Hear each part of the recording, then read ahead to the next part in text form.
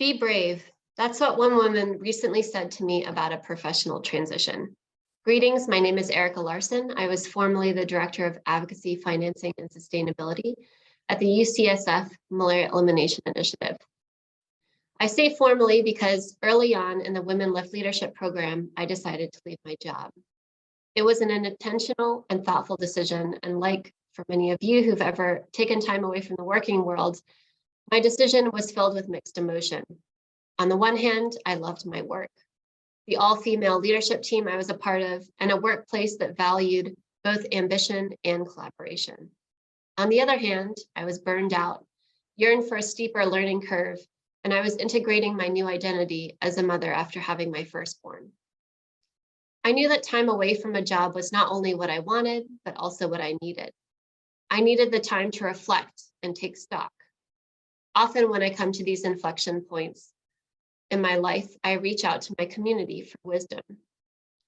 My WomenLift Leadership Project is exactly that, an exercise in learning from the wise women who've navigated unforeseen opportunities and barriers to attain leadership positions. I wanted to hear their perspective on the current environment for women leadership and global health, and what advice they have for women in the leadership pipeline. The rationale for my WomenLift project was clear. There is a well-documented gender gap in global health leadership. Over the last 3 years, there's been mounting evidence that male dominance in global health is still pervasive. These well-cited reports are just a few examples. These statistics may feel astonishing to hear, but I think for many women, it's validating of a daily experience. Women are 70% of global health workforce, but only hold 25% of senior roles. 73% of executives are men. And while there's certainly increased attention to the ascent of women in the workplace, the number of women at the top has hardly changed. Between 2018 and 2020, female CEOs increased only by 1%. And women do not occupy the same number of board seats as men. In the private sector and philanthropy, an estimated 30% of board seats are held by women. It's worse for women from middle and low income countries. These women only account for 9% of board seats. As one report stated, simply men continue to be succeeded by other men.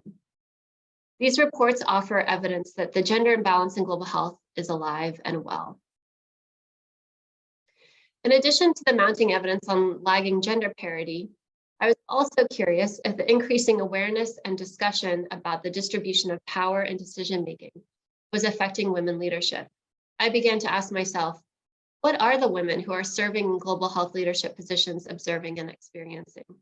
What should up-and-coming women expect as they seek leadership opportunities?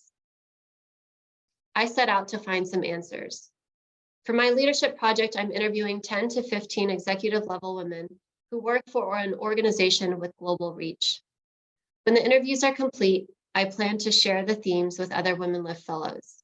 I also will write and publish a thought piece highlighting what the current environment for women leadership means for the next generation of leaders. To date, I've interviewed 4 women. Here are some themes from their own leadership stories. In almost all cases, the women noted that someone in their life encouraged and clarified what they failed to see in themselves. Some of these cheerleaders were men. Some of their leadership turning points felt serendipitous, noting that the extent to which they can engineer a path may be limited.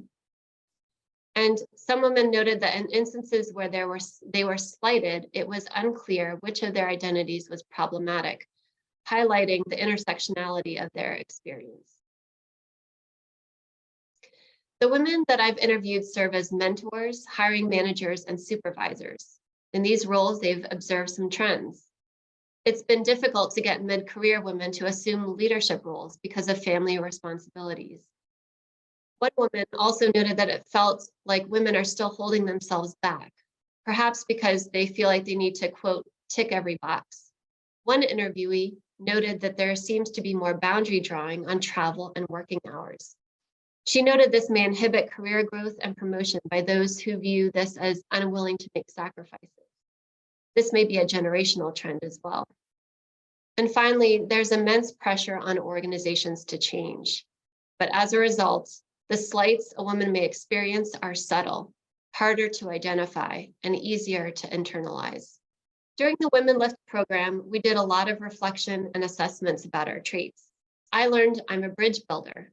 I love to reach out to a broad set of stakeholders, and I thrive developing partnerships and trusted relationships.